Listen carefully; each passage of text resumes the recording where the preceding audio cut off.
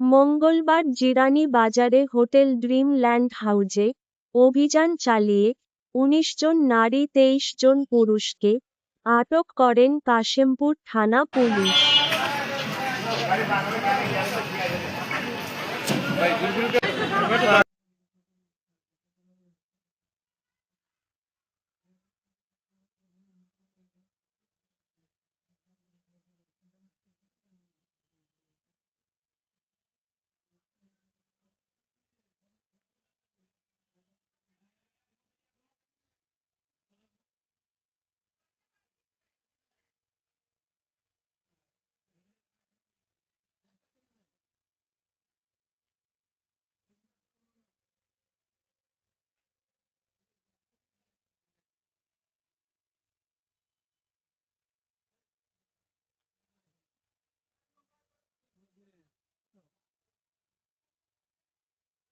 পরে তাদেরকে বিজ্ঞ আদালতে প্রেরণ করেছে গাজীপুর মেট্রোপলিটন কাশিমপুর থানা পুলিশ।